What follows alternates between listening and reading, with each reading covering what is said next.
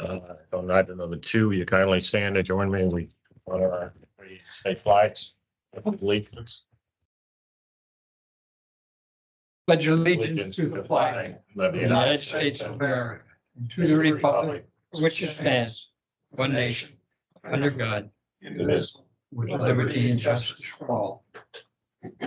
Honor the Texas flag. I pledge allegiance to thee, Texas, one state under God, one and indivisible.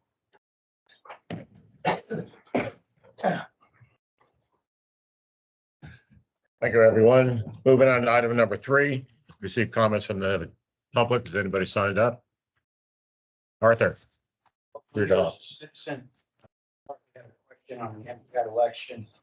Here's some of my comments that were made at George's Coffee Club yesterday, because a number of people asked about this election.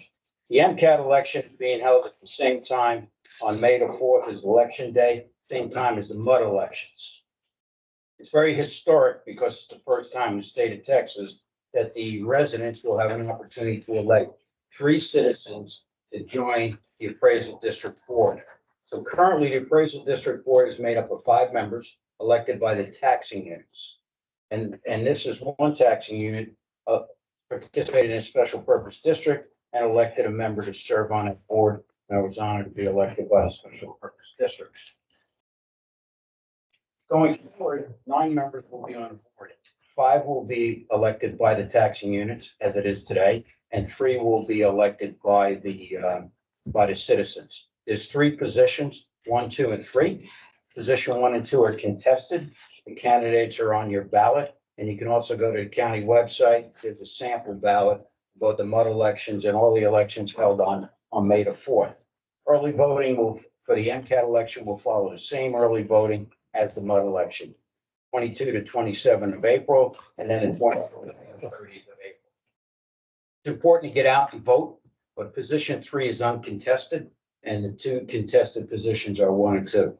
So we hope you get out the same way you will with the mud elections and vote for your appraisal district representative. And there's in SB2, it talks about when people get seated. The 3 elected people will get seated on July 1. So as of July 1, we'll have a 9-member board. And then there's further down the line of how many years they serve and when it goes alternate years. But that's all in the details of the bill. So that's kind of a quick summary, and to answer a highly specific question on the MCAT election. All right. Thank you very much for your comments. Moving on to item number 4, consider an act on leak adjustments for account 40-2530-00. Just to recap, I was here last month, came in a little late, but he was asking for some relief on a leak that he discovered that ended up being a water leak on his property. Drew and Walt and Randy and I went out and met with the customer in the field at his house. Saw what it looked like in the field. Believe we have some culpability, if we will, not $12,000. We're bringing this back today for discussion about it. Isn't it an agenda item? It is. We're just on it right now. And you'll have a recommendation at that time. We're talking about it now. This is what we're discussing now. Okay, we're talking about it now. Yeah. Okay. What's your recommendation? Nation was to reject it, which is what we did last time. Do we reject it totally? Yes. And that's what we did last month. Then the board. And we asked that reconsider Yeah. to see if we had some culpability and could give him some small relief. Correct. And you're saying that your recommendation is that we do nothing? Last month it was. No, what is your recommendation now? I would like to discuss that. My question is, how much would it have been for the Woodlands Water to dig up that area that we saw? I mean, cost wise. Was it somewhere around $4,000? We paid $4,000 to do the repairs. If we would initially went out there and started from scratch, basically, it'd probably been another $1,000, $1,200. We kind of discussed. Right. $1,000 to $1,500 if we'd have done it Start to finish. Okay. Because he had already dug up the hole for you guys to do the work. He did. Part of it, yeah, most of it. Because he didn't do any of the, none of his $12,000 bill includes the $4,000 of the repairs. So Correct. I think the other thing also is the fact, if you look at his bill that, that he presented, that the rates that he presented were like $85 an hour, and he showed what his company charges. And that $85 is for welders and technicians. And so, I'm sure that, you could have found someone a lot cheaper than a welder to go out there and dig. I think we do have some, responsibility, though. We probably should have went out and looked at it when he called, because obviously, even though nothing was registered on our side, if he had a big leak there, and we knew that piping went on his property and then, teed off down to his meter, then we probably should have checked it. So I think we do have some responsibility there, and I think what we need to do is ascertain how much we think that is. So did he call Woodlands Water? Yes. He did call, he asked if AMI reading on his meter was showing any large usage. We told him no. He has his own water well, so his sprinkler meter is zero. Sprinkler meter registering zero because he wasn't drawing off the potable water. His regular house meter not showing any large usage. Well, it really should have been, I've got a big puddle in my yard, I got a big wet spot, if somebody come look at it, that was not asked. And we didn't offer. And I also think that if we would have known when he turned his actual water well system off, if it did not dry up in a day or two, that system off, we should have went out there and checked it, but he also should have explained to us, hey, I turned my water well off. Still happening over here. Do we know what's going on? And if that would have been communicated, we would have gone out there and come to realize that there is probably an issue with either the water main or the service line feeding one of the water meters out front of his. Does that water main have one connection to his meter? Okay, so it would, He has two 1-inch water meters. The next door neighbor also has a 1-inch water meter, so it's 3 separate taps for them 3 meters. They're all 3 1-inch lines coming off of a single. okay. So you estimate would have cost about $4,000 for us to do it. We paid $4,000 to actually fix the leak once we got notified from them saying, hey, there's this, we have exposed this leak and this is not on my irrigation system. So we went out there and checked, and it was our water main, and it was a 1-inch service line actually feeding the meter to the next door neighbor. And that's when we got a crew out there and we went to, we ended up replacing the whole service line from the main back to the meter. So what did he pay for? I mean, He's saying, the bill that he submitted to us is 4 days of work for 4 guys and removing bushes to try to find this water leak, and he found ours. Yeah, it was in our packet. I'm trying to find it, what page it's on. So had he not done that, we're estimating we would have spent another 1,000 to 1,500 to do what he did. No, 12,000. it seems to me like 16 man days of work is an awful lot of, huge amount of time. Plus, as Walt mentioned, the rate of $85 an hour. Yeah, it's a lot of time. I'd like to make a recommendation that we authorize payment of $2,500 to compensate him. I was going to suggest maybe $4,000, which is our cost. You want to amend that motion? Well, I think you're confused. Our cost would have been 5,500. We already paid for it. We've already paid $4,000 to fix the oh, leak. Yeah. and that's in addition to the 12,000 that he spent. But your $4,000 was after the hole was dug. Correct. Yeah, so what we need to do is basically determine how much we think it costs for him to dig that hole and then some extra compensation for the time. Your recommendation is 2,500 for him digging up the hole.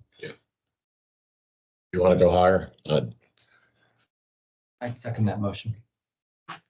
So you feel comfortable that would be, because you were out there. I was out there. I mean, with 1,500 plus any pain that we caused or any problems.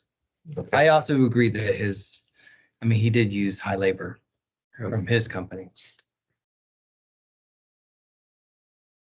And the motion's been made and seconded. All right, all those in favor say aye. Aye. Aye. Any opposed? Is that an opposed? No, I'm not opposed. Oh, okay. So the motion carries at For one amount. $2,500.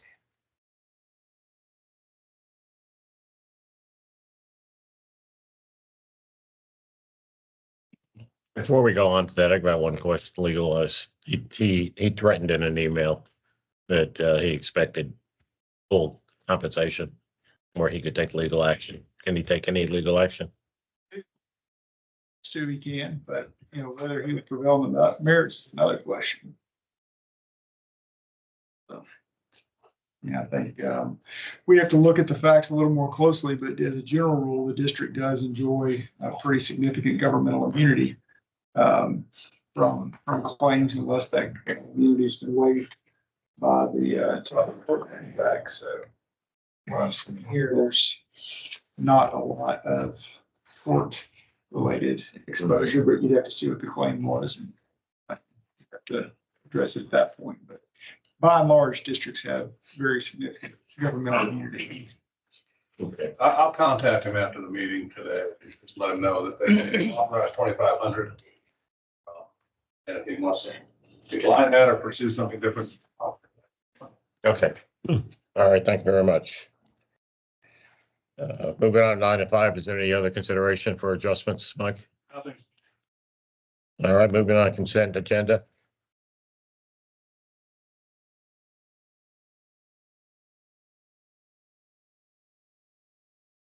Okay. So, well, on the consent agenda, item 6. If you looked at the minutes. Said the meeting was called in order at 5:30 PM. So, well, I'll make that adjustment. When did we go to 20% on delinquent taxes? It was 10% when we started, then it went to 15, and this one is 20%. When did we go to 20%? Years ago, a long time ago. That was what, at least 19 or so. Yeah, 18 or 19. And I asked Jim Blair when he was alive, why he and other people who collected delinquent taxes wanted to go from 10 to 15. And he said, well, the reason was we give Harris County a complete computer system. So it's compatible with ours.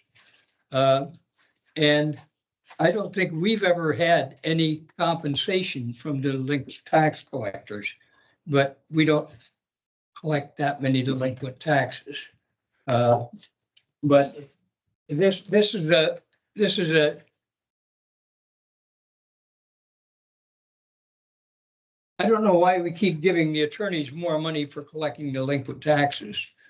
And that's why I asked him why. And he said, well, we need that money to give computer systems to be compatible. So you might ask if we get computer systems that are compatible. Well, you might ask for it. Well, then we go back to 10% next year. Okay. All right, I'm sorry, Jeannie, did you say you wanted to pull out item 9? yeah, to go over the preliminaries with you. And then Okay. it's in a bill. All right, do I have a motion and a second to accept the consent agenda with removing item number 9? I'll second it. All in favor, say aye. Aye. Any opposed? All right, motion carries. Do you want to go through the item then? Just to let you know, the appraisal district has now moved into getting their new system in place, their new software. We're not balancing with them at all. And it's not just us, it's countywide, you know. So these preliminaries I put on here as of April the 10th, and it shows that you're a little over 12%. Preliminaries, we normally don't read too much into, but we do try and use them to start budget, okay? They will, as they change, they're going to send me new numbers, okay? We don't know that this is a good number at all. I wouldn't even suggest using it. You know, also there's a new law for Senate Bill 2. It's called the circuit breaker. And it's a limitation that you're gonna, a credit that people get on real property. And you have to own the property for a year before you can get this. And it's a 20% credit that you'll get. And if you have leased houses and you've owned them for a year, This is commercial property under 5 million. under 5 million. Yeah. And rental properties that could be single family, but not homesteaded properties that homesteaded are under properties. 5 million. This was part of the tax bill that was passed in this most recent legislative session. So Right, it's temporary, it's on a pilot program. pilot program. You know, it's pretty in terms of applicability. So I don't know if it's going to have much of a material effect on many of our districts. I think Metro, we have It's- 20 million of reduction Yeah, value, yeah, something like that. But Metro's all commercial, so I'd say that's the high end. And our districts are all over $1 billion of value, then you can kind of see. Yours is 1.9 million that you're gonna lose. Is it- 100,000. Yeah. What, yeah, 1.9 thousand million. Yeah, 1.9 million, Yeah. yeah, which is based on your rate. I just wanted to let you know, these numbers, we don't balance, so we're working with the appraisal district. Arthur is very much involved in it because he represents the special districts. And so we're working on a daily basis on getting these numbers. All right, thank you very much. All right, moving to the regular agenda, item 12, monthly report from SJRA. Nothing to add to the information in your report. No violations, all pretty ordinary stuff. So if you have any questions, I'll be glad to go. Does anybody have any questions for SJRA? All right, thank you. Moving on then. Item 13, discuss potential funding alternatives. Yeah, we went over that last month. We kept it on the agenda, just to give an opportunity for further discussion if there is any. We received a few comments here and there from directors, across the muds, but, it's on the agenda for discussion if needed. No action to be taken. No action, just No action to be taken today. When do we need to take action?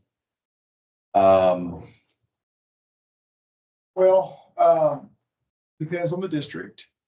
And it depends on which option you're going to go down. So multiple steps here. Step one, board's got to decide, do you believe going the new plant route as opposed to doing repairs and deferring replacement?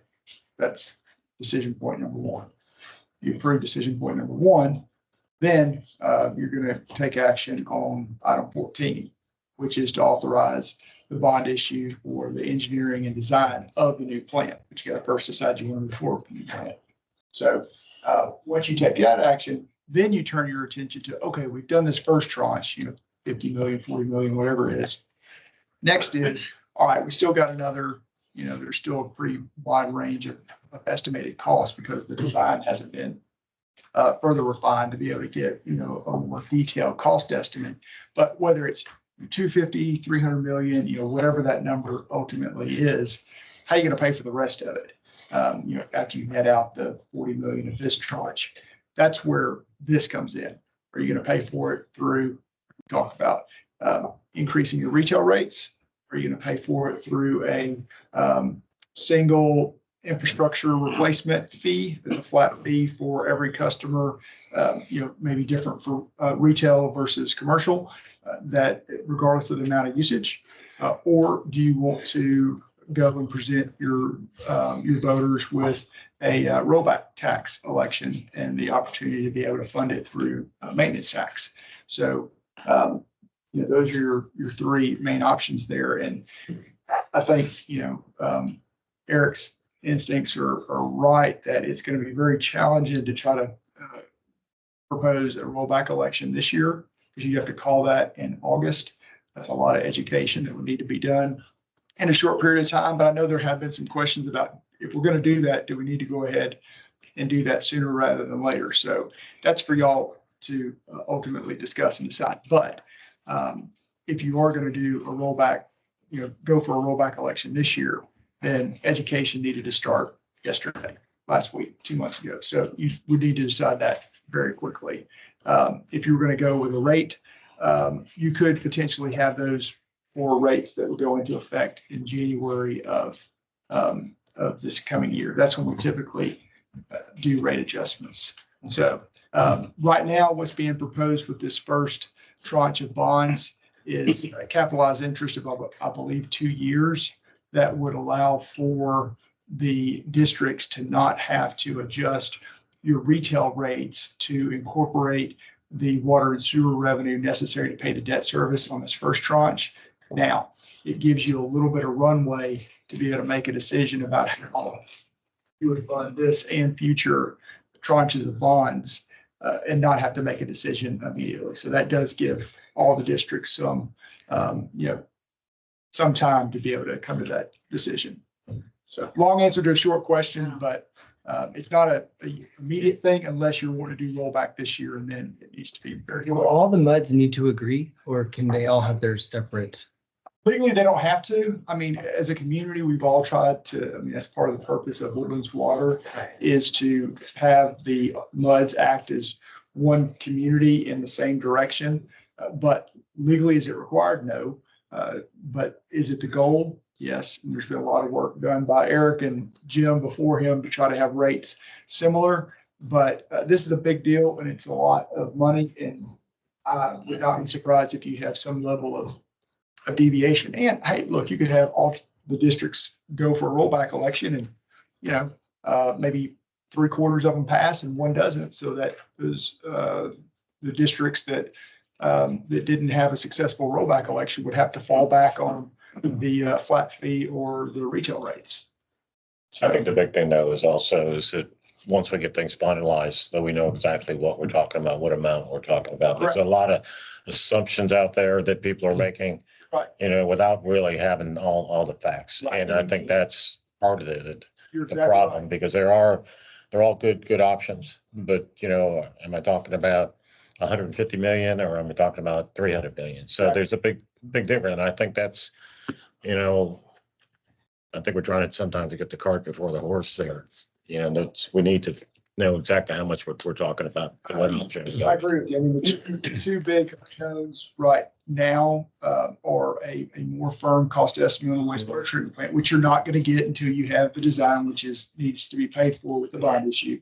And then number 2, which was funded last month by the trustees, which is using some of the excess funds to pay for the evaluation of the AC water lines to figure out what is the lifespan of those lines to determine how quickly do they need to be repaired. So those are 2 big unknowns that, right, it's impossible to say you're going to need to come up with this amount of money for your regional infrastructure without knowing that information.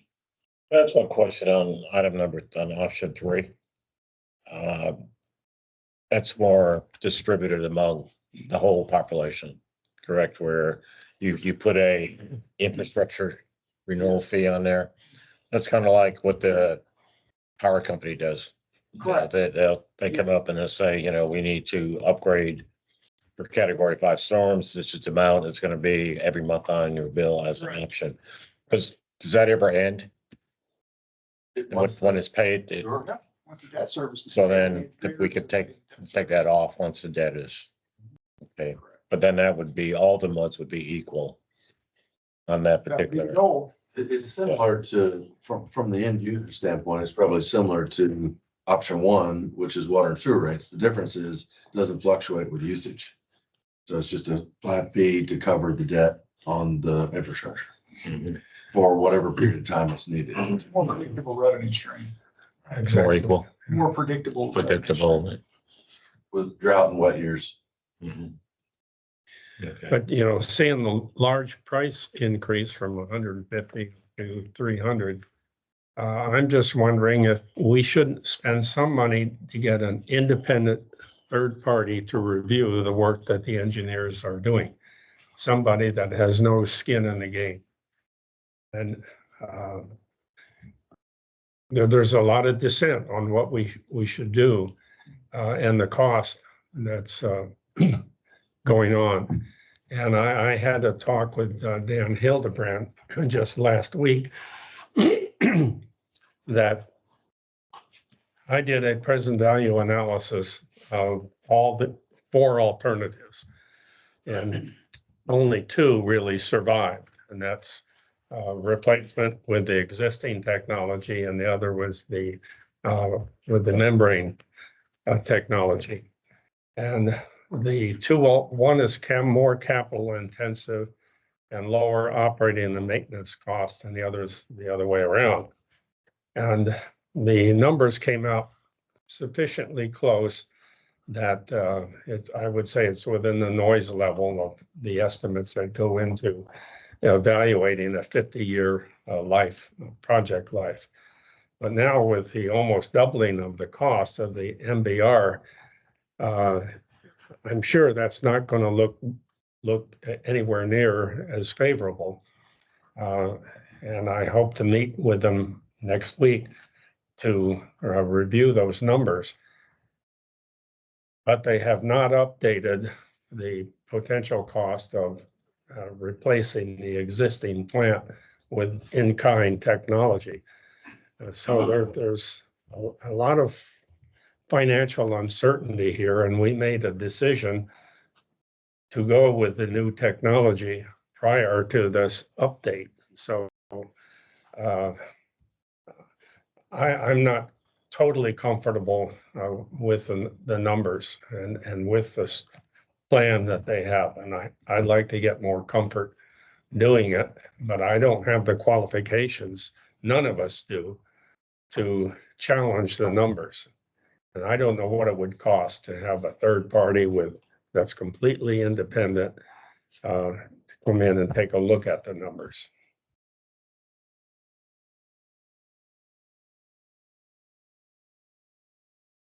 I have a question for Sandus, how much, when we decided we were going to start testing pipes, how much is that added to the cost? The AC waterline condition assessment testing is $1.6 million. 1.6 million. Yeah, now, what happens is we have a lot of talent among our 50 directors. And we have spent now 1.5 years of San Jacinto River Authority having stakeholders come to meetings, giving them all the information they needed, except we have people who are saying, I want more information, I want more information, I want more information. And there is one good example. They said, we want to replace the pipes. Somebody said, well, we got to test them because et cetera, et cetera, et cetera, even though none of the leaks have been by pipe major leaks, they've been because of some other reason of those we have encountered, even new pipes, okay? But we're going to spend $1.6 million because we have one of our directors or 2 or 3 that say, well, I'm just not satisfied that you have tested all these pipes and that they need replacement. Now, at some point, we have to say, either we trust the professional people at San Jacinto River Authority and our professional staff, and the directors are to give guidance and policy. But it is getting very difficult for San Jacinto River Authority when every time they bring up a a proposal that has been well studied and well addressed, and over time, given people time to ask questions, we delay it. And now we have, what, $155,000 if, because of the delay we're now having, because people want more information. So that's another $155,000 because we're not making decisions. Now, one reason that this board and 2 and 40 decided to strike combining MUDs is so we didn't have 50 people asking questions when they have hired competent staff to take care of it. Now, I'm under the opinion that we got to get on with this. And we can't just continue to ask more questions and more questions and more questions, because what you're really saying is, I don't believe the engineers at San Jacinto River Authority or the engineers that we hired with Woodlands Water. And as a director, I want to get into the minutia and tell them that I know better than they do. And that disturbs me greatly. I think we have to get on with it, is what I'm saying. And if you don't believe that our general manager and our assistant general manager, who are registered engineers, or the number of such at San Jacinto River Authority are competent to ask the right kind of questions, then, we'll continue this and we'll ask more questions, delay, as the price goes up on all these things. Now, Well, the truth of the matter is, we don't know the condition of the pipes. And you can have the brightest engineers in the world, but we simply don't know the condition of those pipes, whether they might last another 30 years.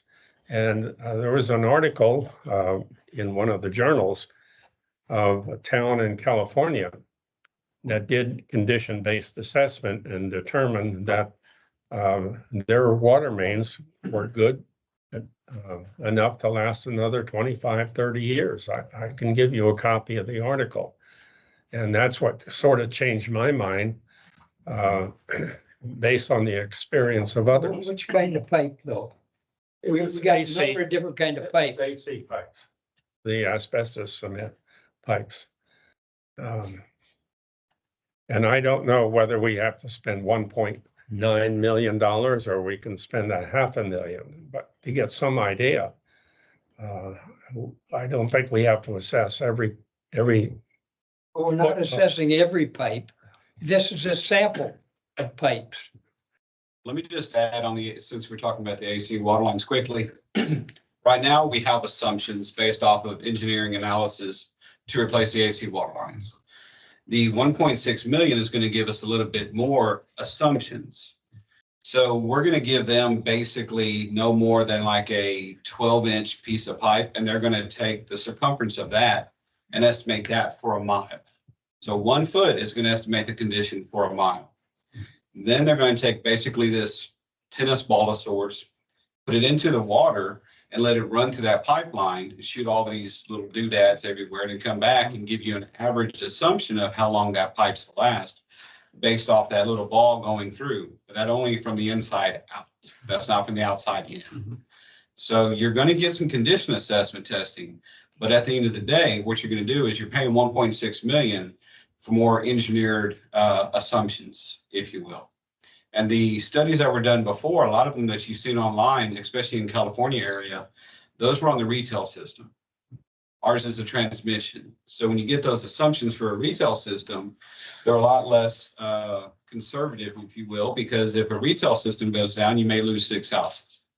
If you lose a transmission line, you could lose from, Lake Woodlands up to Resource Forest potential.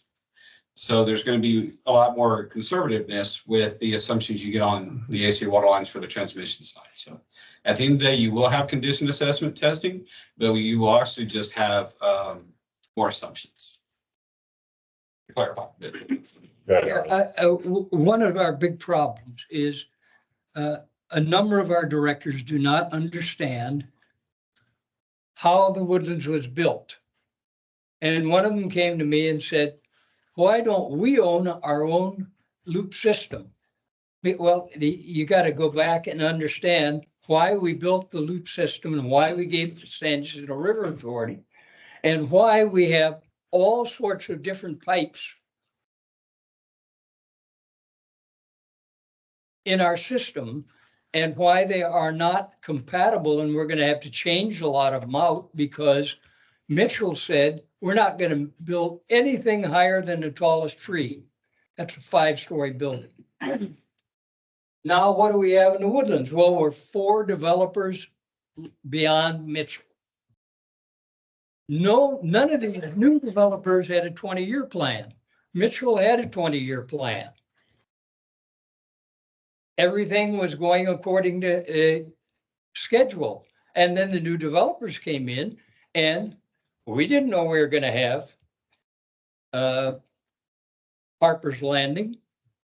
So the pipes don't fit on Harper's Landing. So we're going to have to do all sorts of new pipes there. Okay.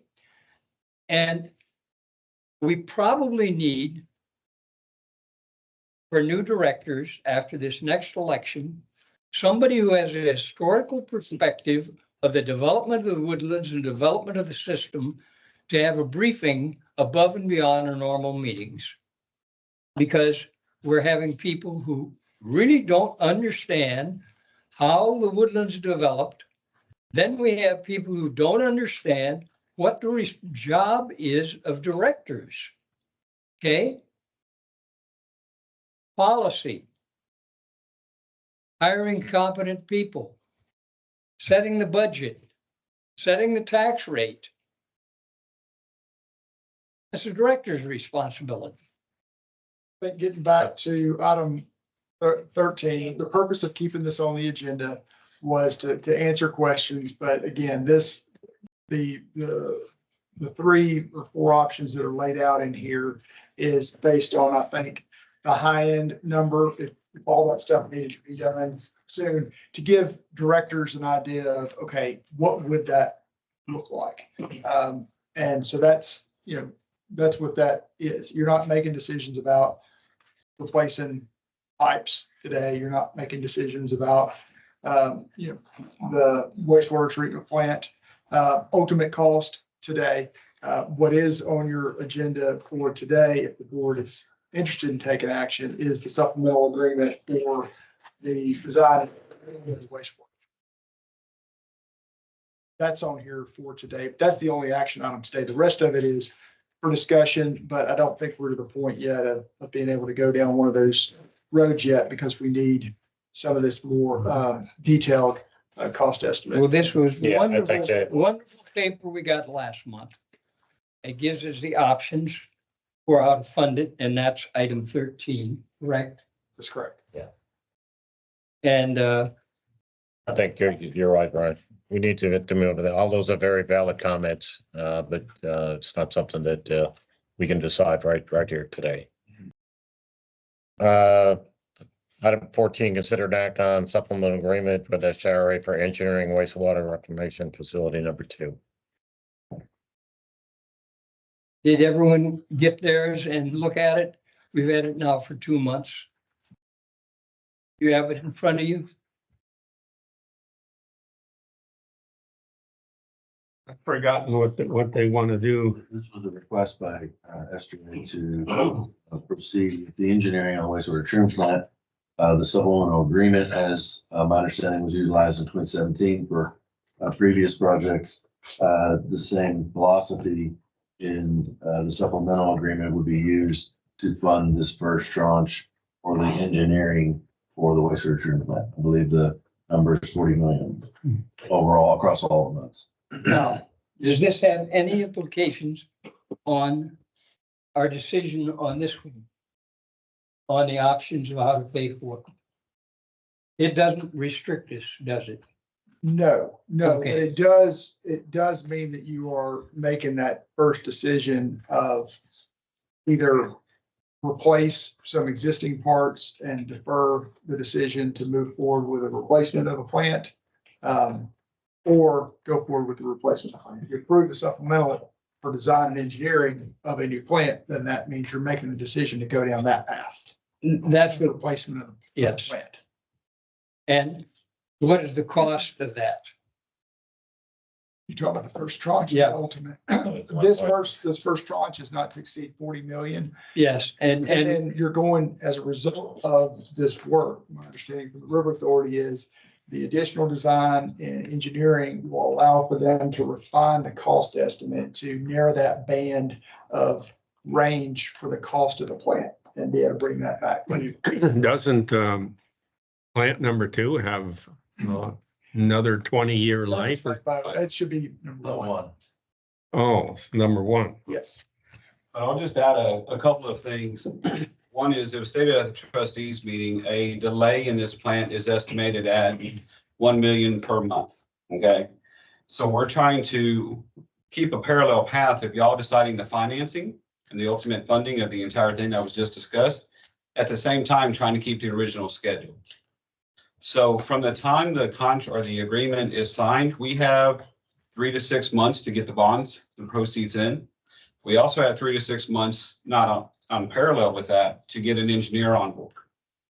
So we're looking at from the time you sign it, 6 months later before we can start design.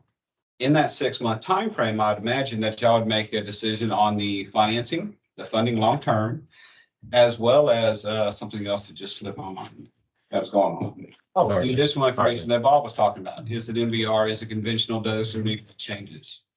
So what we're trying to do is give you all the time you need, but also keep the project going so we do not start incurring that $1 million per month. This design and engineering going to reevaluate the decision that I think that the task force made between new technology and existing technology. Is that going to? It potentially could, Okay. So to your point. because this isn't up to 40 million, right? And so obviously the design contract will change a little bit, but we don't have that just yet. So ultimately, if the MUDs come back and say, we want conventional, or we want the new technology, or replace what you have in similar fashion, everything Bob was saying, that could be looked at over the next 6 months, but it's not going to exceed $40 million at the end of the day for either design. Also, it might be noted that at the trustees meeting, the trustees agreed to proceed with some additional evaluation, somewhat to your point, Bob, on the net present value, to identify kind of a tipping point of whether or not it even makes sense to continue down or go down the path of reevaluating that other option fully. Because once the decision was made to go down the MVR path, you typically in engineering, you don't keep evaluating the path that you didn't choose. But now there's questions of, well, since this number has gotten a little bigger, should we? And so what they're doing is the engineers are doing an initial look to see, to look at the net present value of the other alternative to see if it's even worth going to the final step of reevaluating the entire thing. And so that was authorized, I think, up to $50,000 for the first step of that at the trustee meeting. And you talked about a $50 million bond to take care of this. 40 million first. 40 to 50, and we have sufficient reserves to do our fair share of a $50 million bond. Okay, so it doesn't matter for MUD 1 because we don't have to worry about funding on this. We can do it with cash, or if we go to Plan 2 that says we're going to go to the public for everybody do the same thing and put it in the tax rate, we can do that way. Let me just add, circle back to what Brian said on item 13. This first bond we're looking to sell is going to include 2 years of capitalized interest. So there would be no payment by any of the MUDs nor the end users for at least 2 years. That way it allows a parallel path if y'all trying to decide how to fund it, us to do everything else before, and plus the public education before the public actually sees it. Now, if we pay cash, we don't pay capitalized interest, okay? We don't pay the bond preparation fee, we don't pay the bond guy, we don't pay the attorney. We pay only our fair share of the actual cost minus all those things. We have enough reserves for that. It's a 7% savings. How much would be our mud ones? Well, since he said you're gonna get 2 years instead of 3 years of capitalized interest, so it's a little different. I'd have to look to see. I believe, Brian, that's based off of SFDUE's. So it's 6% savings Okay. by paying cash.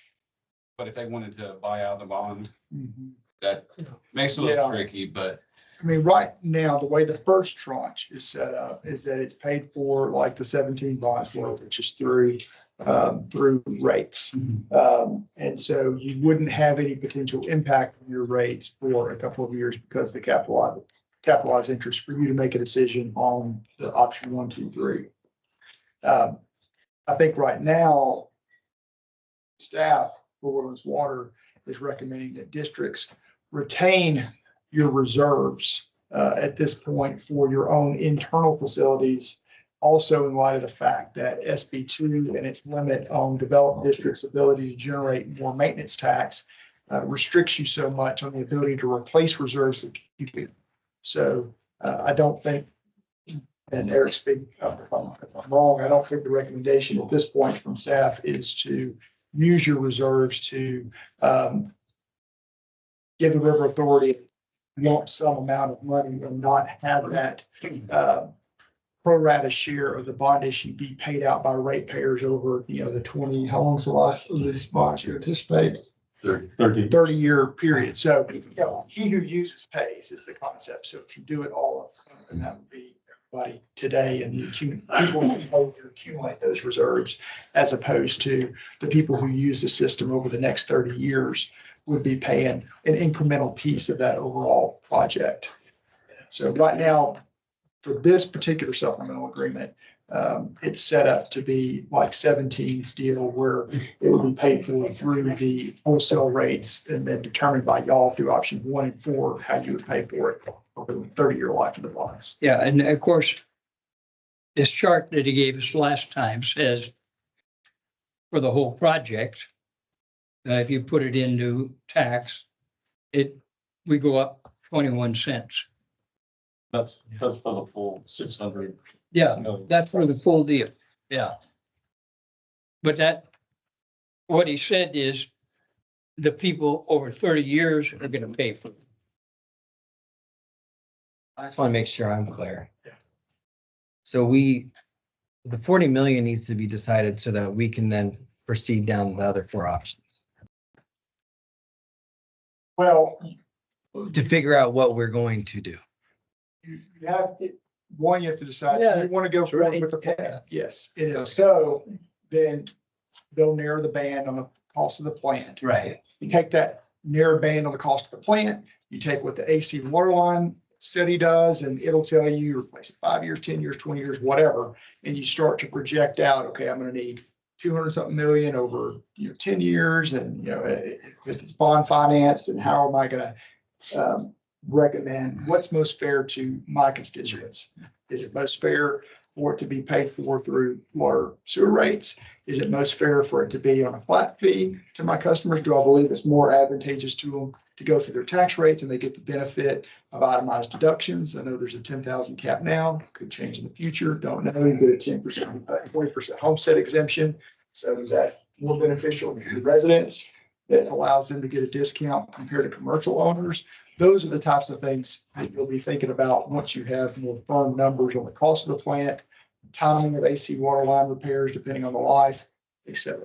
So this is another step on a long process. Does that answer your question? Yeah, so if we keep talking about it, we just keep delaying. Yeah, now. Bob has been our stakeholder representative. And he's been at all these meetings. And what's your take on this, Bob? Well, if we go down this path, it's not one way. We have the possibility of making a U-turn and then go down another fork, another alternative. So this is moving the process ahead without making a firm, irreversible commitment. Is that? Well, I would say that my understanding from the previous discussions with River Fork and other districts is that if you go forward with the replacement of the plant, you're not going to be making a U-turn to, oh, never mind, let's just repair existing components of the current plant and not replace the plant, because the cost to design a new plant, if you ultimately decided not to go forward with a new plant, would be sunk costs that you would have essentially spent for no new plant. So in theory, unless you're going to go ahead and have those costs be sunk, you would be making a decision just to move forward with a new plant, whether it's new technology, membrane, or, existing technology. This is a step forward without irreversible commitment. So I'm certainly in favor of that. Yeah, like Brian said, exactly. It goes towards the new plant. Everything that's been discussed for the last two and a half years has been NBR. Like Eric said, there's a lot of cost escalations, like you said. So before you go and design, I would recommend that you do look at those two alternatives and bring them up to date, as well as the level of service and everything else to say, yes, this one makes sense, or no, this one doesn't make sense. It should be this one. So let's make sure we're all on the same page. Something to note too is, at each of the MUDs, we keep talking about the overall number, but to each MUD, and in this case, to your point earlier, your share of the 40 and just in this first tranche would be somewhere around 3 million. Mhm. We're not talking about hundreds and hundreds of millions. Yes, that's the total, sure, for all of the MUDs, but 5.9%. just under 8 for based on connections right now. But yeah, 6 and final goes down a little bit. Oh, we're doing it on water usage instead of taps. Current taps. You're doing it by current taps or water usage? I just picked one. I mean, you could use it. I know that. Okay, This was proposed to be based on water sewer revenue. okay, water sewer revenue, okay. This tranche. So you're in the 7%. Connections is 8, so I just rounded it and said it's around 3 million based on 7.8%. So I make a motion that we proceed ahead with item 14 Okay, Plant number 1. for plant number 1. okay, and I recommend we approve. Second that. I second. All right, all those in favor say aye. Aye. Any opposed? Okay, motion carries. All right, moving on, it's an update on the Spring Creek detention study. Any update? Nothing at all? Okay, 16, receive attorney's report. Brian? Briefly, you may have seen in the news, the EPA has come out with rules for what they call PFAS, the forever chemicals. So those rules will be phased in over the next couple of years for when testing needs to begin. And then after that, that's 27, and then enforcement will begin, it's like in 29. So we're digging into those rules right now, seeing what our district clients need to be doing and working with operators, and in this case, also the River Authority, because they're looking at it as well since they operate those facilities. Some initial news reports have said, I don't know where they get their numbers, but it said that costs for implementation of this nationwide could be in the range of $1.5 billion per year. Have we tested our water at all, Chris, for the? Yes, we're required to test, but it's done on a schedule. And so some districts have, some districts haven't gone through the schedule yet. So far, what we're seeing from several of the MUDs that have gone through it, we're not seeing any PFAS. Then on the River Authority side, aside from that, because we're not under the same UCMR as you guys are, we asked the Lake Conroe Division to test the raw water coming out of the lake to see what it is before it went into GRP. Then we tested the surface water after it went through the process to see what it was. Then we tested the Woodlands wells to see what it was. Then we tested it leaving the wastewater. So I wanted to see the full process as it went through everything. Same thing, nothing right now of concern. That was only one set of tests. We have another one coming up in, I think, about 2 months. We're in pretty good shape. on There's 6 different ones, so, I think we'll have to dig in a little bit more to see, okay, under the UCMR testing, is that actually picking up all 6 that are gonna be regulated? Or are you just getting a few of them and then maybe some picked up that weren't regulated? So all that's gotta be hashed out, but we've got a little bit of a runway to do that. A little bit more summary on that is on page 44. Yeah, when you have time. Yes, sir. It is, For the attorney, I notice we have, as normal, a considerable fee for the attorney for the election. And since we hired the attorney to handle our election, I wondered why, for the first time since the legislature approved early voting, we don't have an early voting location in the Woodlands when every resident in the Woodlands is going to vote. It's a great question, and we, we've heard it from, a few directors, and we don't control that process. County Elections does. They select what the. No, but what coordination did we make with Election Central to see that we have, and also on the consolidation, never before has Precinct 48 voted at Lone Star College. Yeah, I'm not disagreeing with you at all. It's just a matter of. Well, the county. where was the coordination on this? Since we're running the election for every citizen in the Woodlands, Montgomery County, who coordinated with Election Central? So the coordination involves providing them the documentation they've got to put on their websites, requesting the voting locations from them. We did go back to them because they make changes to the early voting locations. And consolidation. Correct. And we just got the most recent one, was it like a week or so ago? And Eric, I think y'all did reach out to the county about the location not being in the Woodlands, and the response was something along the lines of, if there's not a county election that is on that ballot, then the commissioner's court has made the decision not to have an election at a county facility, which would be the community center across the way here where we typically have. So that's the explanation. So you're saying that NOAC should have been looking after us?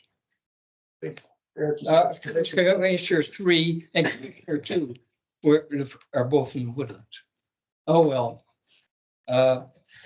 so much we can do about it now. Yeah, I think. Next item. Let's go.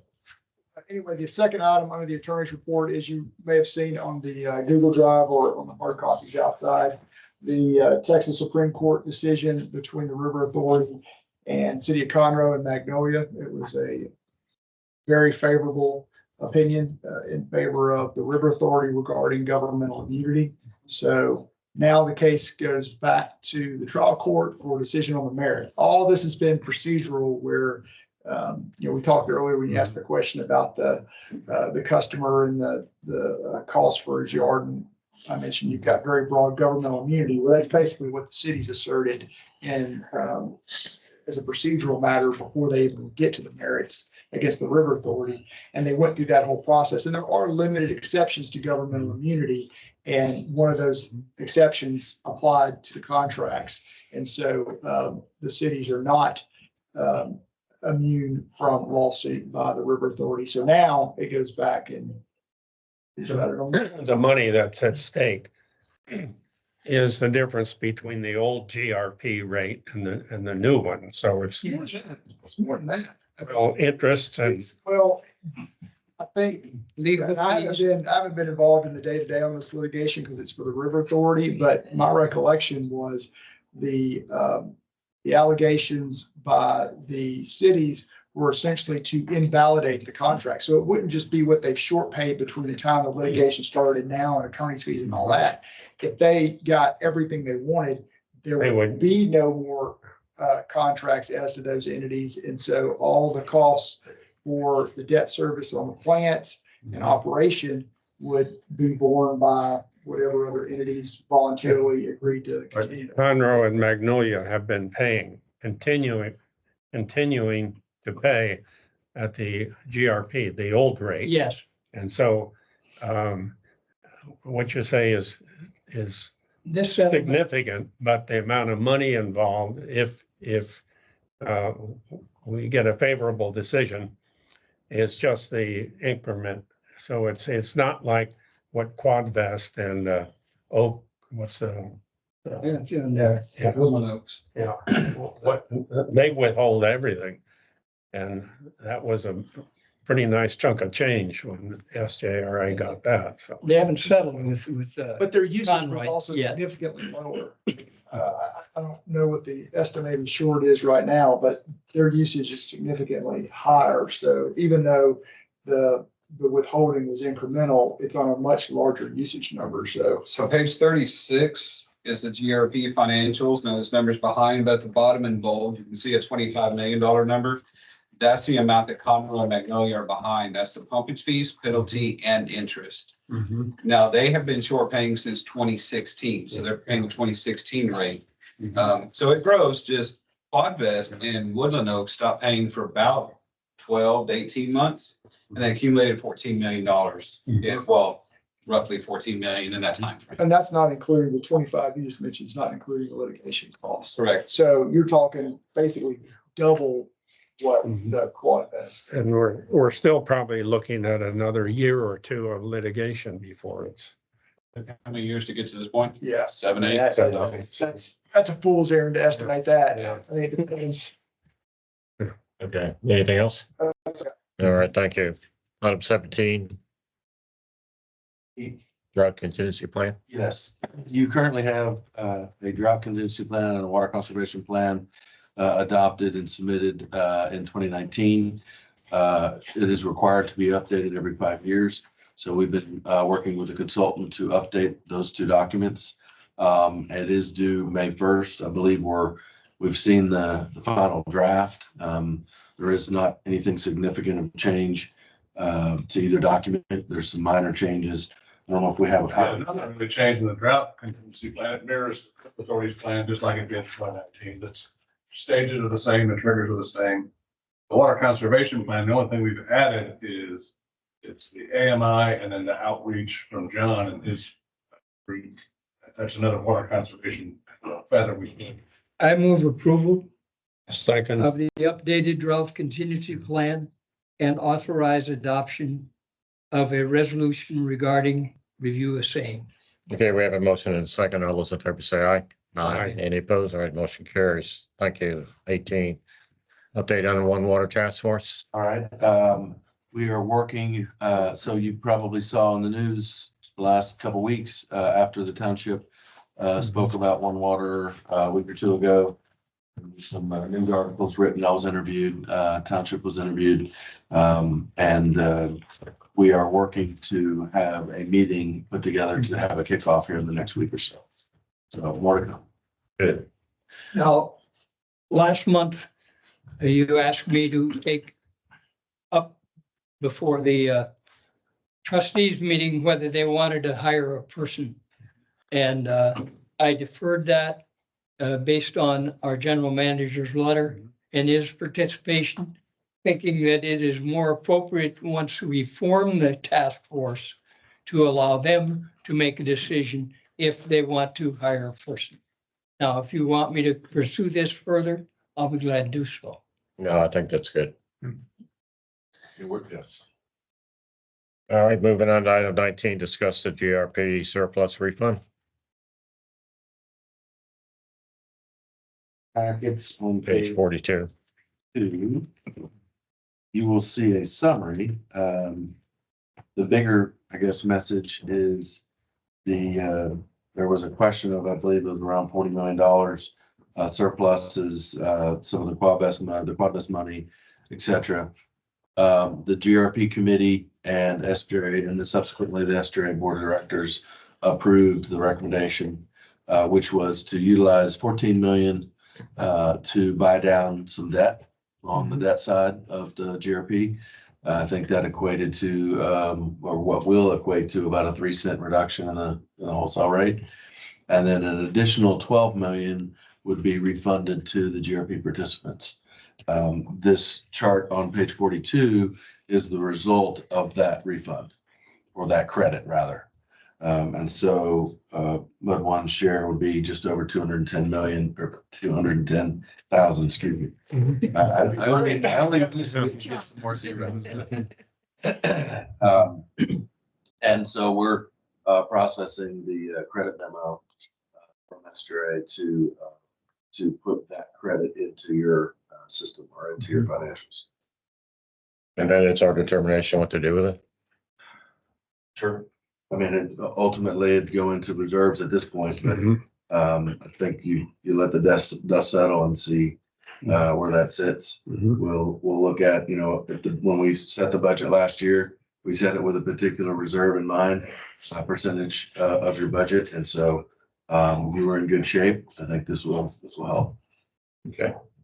Harley? And as I recall, this is a suggestion that we use that for the 155,000. I wasn't at the trustees, but Yeah, that You sir. all the MUDs can use that as their portion for the 155,000, so they don't have to bond it.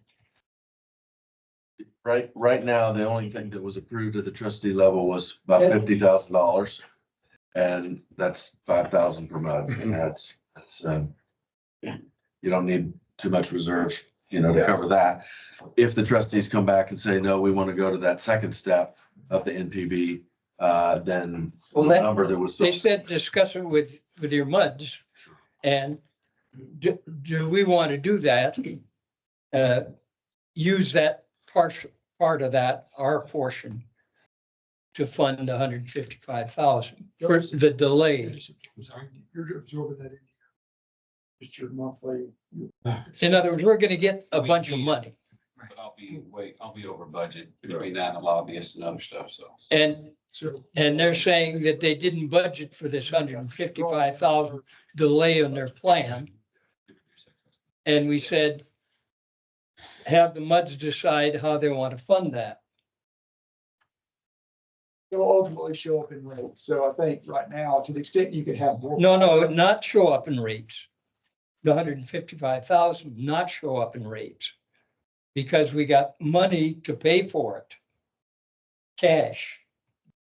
Out of the refund. If you remember the meeting. I'm not talking about retail. I was saying if they end up rolling that into the wholesale, you could use reserves and not pass that on to your retail customer. Oh, They're okay. essentially using cash. Okay, you're saying if they roll 155,000 into the bond. No, into the retail, into the wholesale rates, you could use your reserves to pay that instead of increasing your. retail. I think, I Yeah, think we're getting out of something else here. I mean, we're here to discuss the surplus. So you're telling us we're gonna get 200 some thousand back, so you're gonna put it in the reserves. And then once we have to make a decision on something else, then we'll discuss that. Yes. Anything else on that? All right, thank you. Move on to the general manager's report. All right, I just wanted to point out in your packet, we have got some customer thank yous. I always like to include those. There is a copy of a proclamation from the township for Bruce Cunningham Day on March 27th. I thought that was a nice. That was very nice. Proclamation from the township. Wanted to point out this Thursday, there is an AWD spring seminar. Early bird registration expired on the 11th, but you can still register if you'd like to attend. It's this Thursday evening. And the speaker is Mike Turco. And we have one person from our MUD, Bob, is going to that. And how many from the staff? Yeah, Shelley and I, Bob, as well as a few other directors across the MUDs. Yeah. Do we have enough for a bus, Shelley, or? Not quite at the moment. Okay. Not quite. It's Uber van. Just wanted to, let's see, just wanted to point out a couple building improvements. The roof has been completed. The roof repairs have been completed or redecked. So that's in good shape. Last week's storm caused some pretty significant, water damage, upstairs from the balcony. So we're gonna need to address that. It was not roof related, interestingly. It wasn't the roof that leaked, but, we'll have to address that. And then wanted to point out, if you hadn't noticed our new map on the wall, you can see, kind of the direction we'd like to go. You can see over here, the old version and the new version. Surprisingly, the new version is cheaper, to recreate, but, Where's the whiteboard that you? right there, I think you, It's on. you can Oh, write on. that's okay. Yep. Oh, you can put grease pencil on it. You can, Okay. that's right. So Very good. we're looking to do some other, improvements to the building, kind of improve the look, certainly in the entry and some of the public areas. So if we can fit it in the budget, then we will continue to proceed, but I wanted to point out the direction that we'd like to. So that's all I had. Speaking of the storm, what's the process for cleaning up the sewer drains? Like in my cul-de-sac, I can tell in my neighbor's yard, there's all mulch all above his. So because there's a sewer drain down there, is there a process to go back through and clean those out? And I know Walt saw some issues too when the, Typically, if you'll let us know if you think there's an issue in the storm sewers, we can go look at it. okay, Oftentimes, some of the bigger storms blow out a lot of that debris. right, It kind of takes care of itself, but not always. okay, So certainly if you're seeing some issues, let us know where and we'll go look at it. okay. Does the county do that? Or do we do that? I think We we, do the roadside ditches.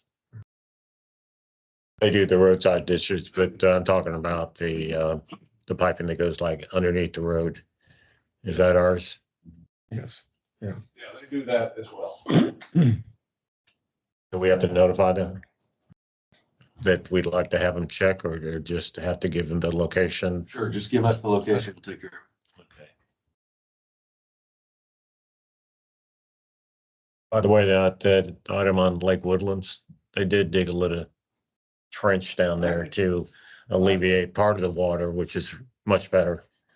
I noticed over the last storm, it was,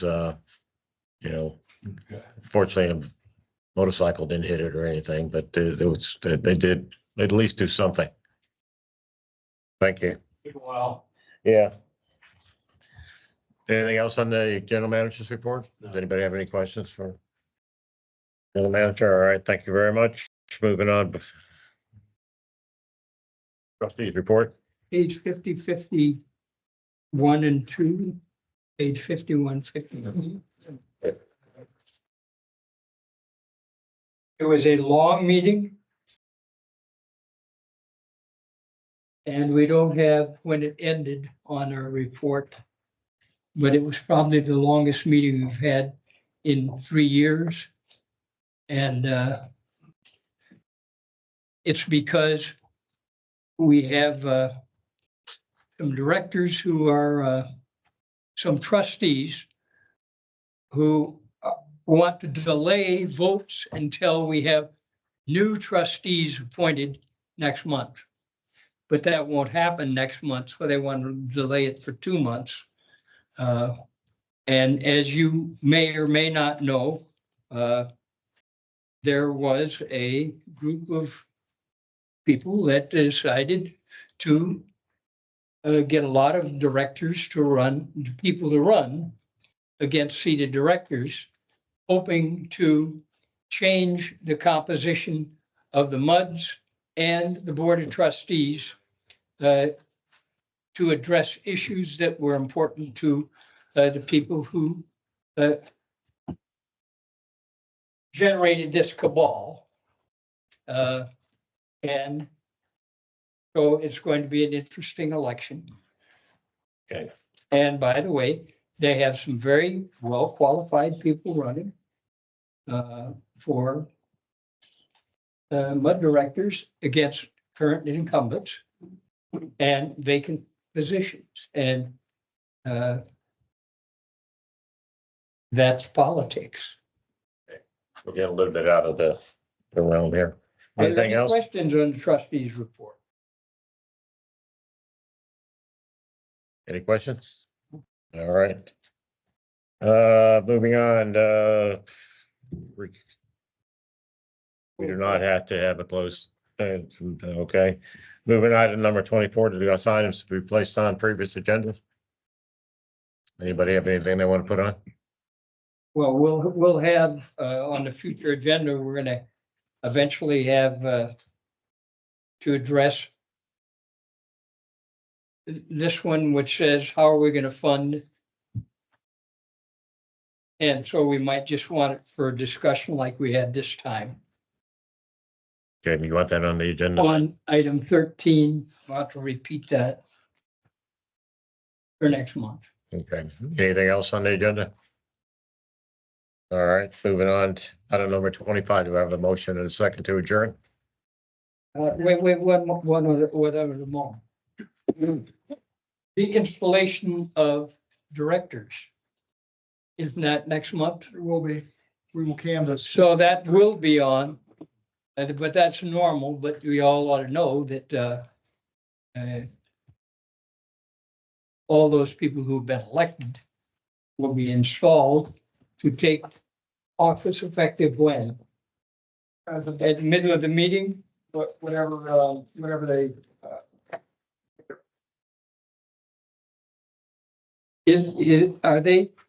Are they to be installed to be immediately become in the middle of the meeting after they are sworn in, That's up to, or are they sworn in at the end? that's up to staff and the board president who sets the agenda for each district. Are you gonna swear them in at the beginning or the end?